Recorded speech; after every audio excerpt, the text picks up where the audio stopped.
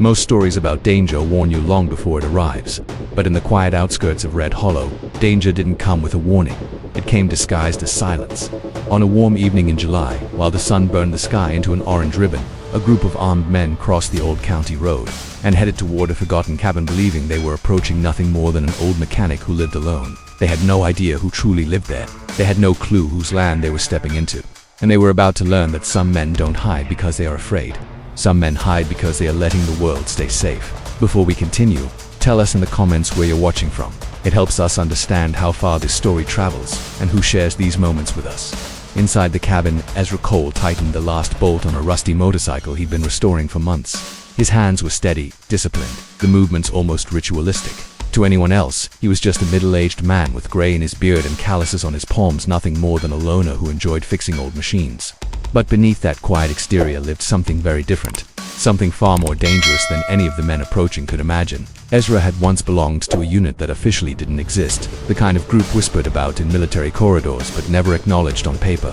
For 15 years he was deployed into places where maps ended and danger began.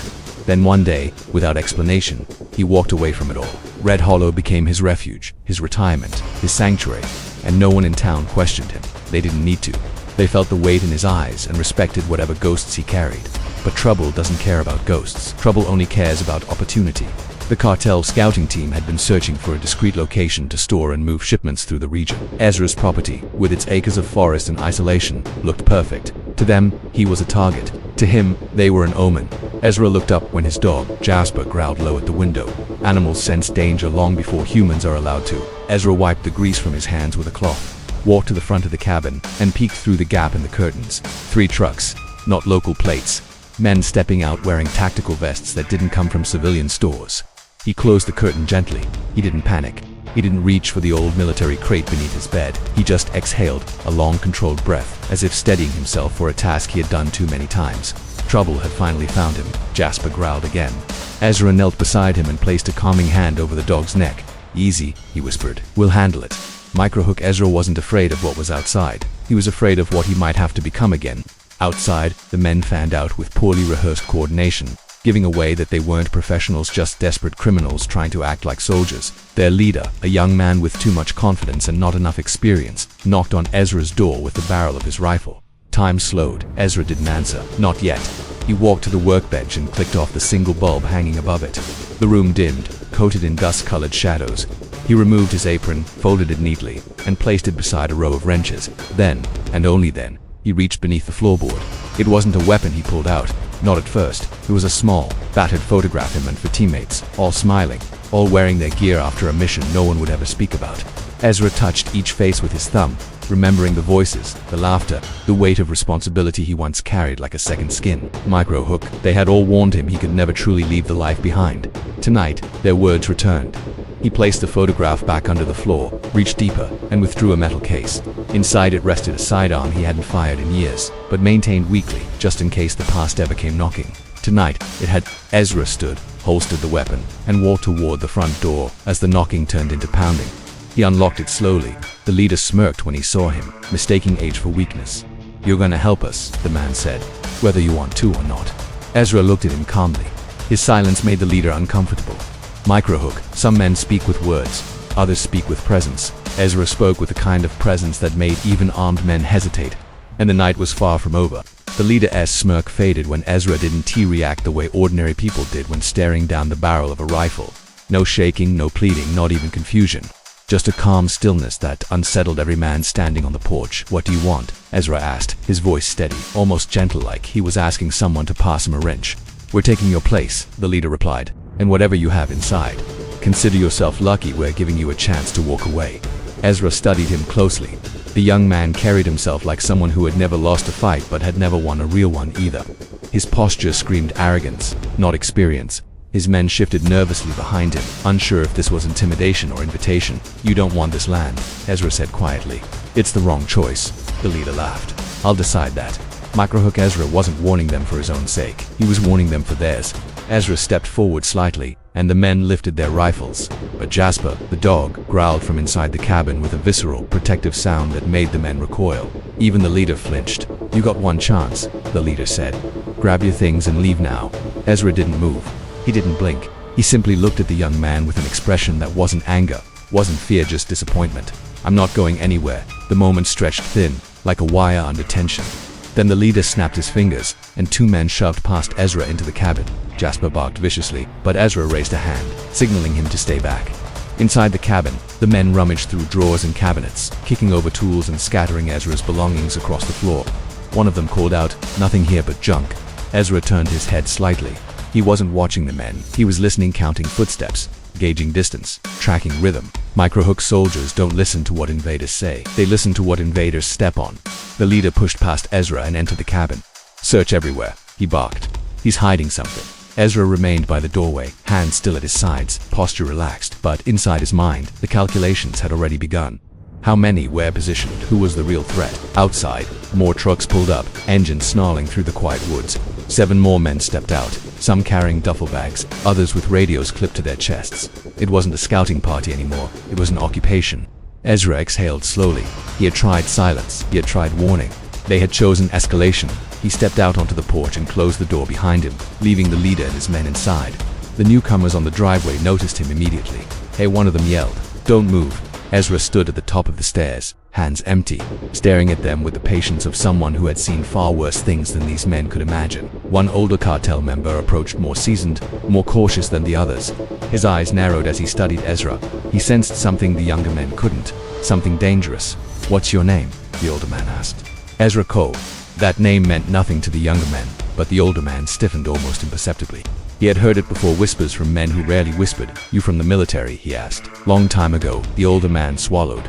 His gaze shifted toward the house where his people were carelessly overturning furniture and mocking the peacefulness of the place. "You should have walked away," the older man said quietly. "This isn't going to end well for you." Ezra nodded once. "You're right, but it won't end the way you think." Microhook warnings don't matter to men who believe they're in control. Reality teaches lessons arrogance refuses to learn. Inside the cabin, the leader shouted from the other room. "We found a trapdoor." Ezra closed his eyes briefly, not out of fear, out of resignation. The older cartel member motioned for his men to surround Ezra. "Hands where I can see them." Ezra raised them slowly. He wasn't resisting, he was buying time, waiting, listening then. From inside the cabin, one of the younger men screamed. "Wait, don't pull." A loud crack echoed through the house as one of the intruders tripped a mechanism Ezra had designed years ago for storage, not defense. Shelves collapsed, the floor panel dropped half a meter, and the man's foot got trapped between boards. Shouting erupted inside. Chaos spilled out onto the porch. And in chaos, Ezra moved. Not with speed, but with precision. Calculated efficiency. The kind of movement that doesn't come from adrenaline but from instinct burned into the muscles over a lifetime. In 2 steps, he disarmed the closest man. In 3, he used the rifle as leverage to knock another off balance. The rest didn't know who to aim at, Ezra or their own panicking teammates barreling out of the house. A gun went off, not Ezra's. The older man yelled for them to hold fire, but panic spread faster than orders. Ezra ducked behind a support beam as bullets ripped through the porch railing, and then everything fell silent. Ezra stepped out from behind the beam. The men stared at him in disbelief. He was no longer the mechanic, he was the man they should never have come looking for. The night was just beginning. For a long moment, no one moved. The gunpowder hung in the air like a warning, and the splintered porch railing groaned under the weight of what had just unfolded. Ezra stood in the center of it all, unbothered by the chaos around him. His breathing was controlled, measured. The men who had come to intimidate him were now the ones staring in disbelief, each trying to understand how the situation had flipped so quickly. But Ezra knew it wasn't over. Not yet. Microhook. The worst moment in a fight is when everyone thinks it's already finished. The leader stumbled out of the cabin finally, red-faced and limping, after nearly falling through the trap. He pointed his weapon at Ezra with trembling hands, yelling at his men to take aim. Some did, some didn't. Confusion spread like wildfire. Ezra took a single step back, not in retreat, but realignment, placing himself between 2 porch columns that offered partial cover, a habit born from muscle memory. "You really don't know who you're dealing with," Ezra said quietly. "Shut up!" the leader shouted. "You're surrounded!" The seasoned cartel member raised a hand. "Wait." His voice carried a weight. The younger men instinctively recognized. "Let him speak."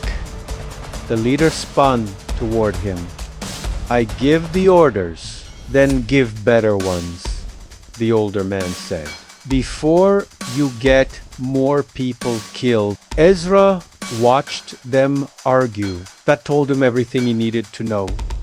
Leadership fractured, discipline non-existent, fear rising. A group like this only fought well when the target was weak. But Ezra was not weak, and now they knew it. Micro hook. A threat is only powerful until someone stands still in front of it. One of the cartel members nearest the trucks whispered into his radio. Ezra caught fragments of Spanish words: confirmation, reports, coordinates, reinforcements. More were coming. They weren't finished, not even close. Ezra weighed his options. Fighting now would only escalate into a bloodbath, something he had no intention of bringing to Red Hollow. But surrender wasn't an option either. Allowing these men to stay meant the town would be next. They would seize everything, and innocent people would pay the price. Ezra was done letting the past sleep. It was time to wake what he once was. He turned slightly, eyes drifting to the tree line beyond his cabin. If the cartel thought he lived alone, they were wrong. Ezra had allies, good people who trusted him enough to show up without being asked. He had warned them once, years ago, "If trouble ever comes here, don't intervene unless I signal." Tonight, he would. Ezra flicked his wrist twice, subtle, almost invisible. But at the edge of the property, that was all it took. A shadow in the trees shifted. Then another, and another. Microhook. Ezra didn't build a life alone. He built it quietly, with people who owed him everything. The older cartel operative noticed the movement a fraction too late. His eyes widened. "There's someone in the woods," he muttered. The leader scoffed. "Probably a deer." "No," the older man said, backing away. "Not a deer."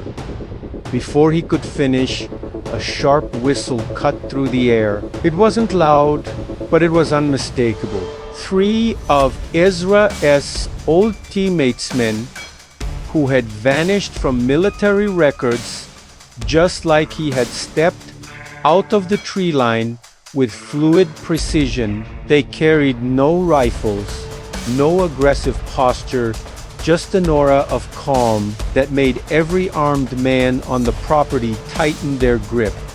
Ezra didn't look back at them. He didn't need to. "You brought backup?" the leader sneered, though his voice cracked with fear. "No," Ezra replied. "They brought themselves." The older cartel member raised his hands slowly. "We didn't sign up for this. We came to scare a mechanic, not fight ghosts. You came to take land that wasn't yours," Ezra said, "and you thought no one would stop you." The leader panicked and fired a shot wild, desperate. It missed Ezra by several inches, shattering a lantern on the porch. That single mistake sealed their fate. Ezra's team moved not with violence, but with absolute dominance. In seconds, they disarmed two gunmen, neutralized another with a controlled takedown, and pinned the fourth to the ground. Ezra grabbed the leader's wrist, twisted, and the rifle clattered to the wood. The leader screamed. His men dropped their weapons. Even those still by the trucks surrendered. Everything went still again. Ezra looked into the terrified eyes of the young leader. and spoke with the quiet force of someone who discerned too much war to glorify it. "You walk away," he said. "Tonight, you don't return. You warn everyone who sent you. This land is protected not by fences, not by fear, but by people who refuse to let darkness spread." The leader nodded frantically. "Ezra, let go." The men scrambled into their trucks, engines roaring as they sped down the dirt road, disappearing into the distance they never should have crossed. Silence settled over the clearing again. One of Ezra's teammates stepped beside him. "You okay, brother?" Ezra exhaled slowly. "Yeah, I'm all right. More will come," the teammate warned. "I know." Ezra looked at the horizon. "But so will we." Microhook final. There are battles fought with weapons and battles fought with presence. Ezra Cole knew both and Tunaya. He reminded the world that some places are defended not by walls, but by people who refuse to run.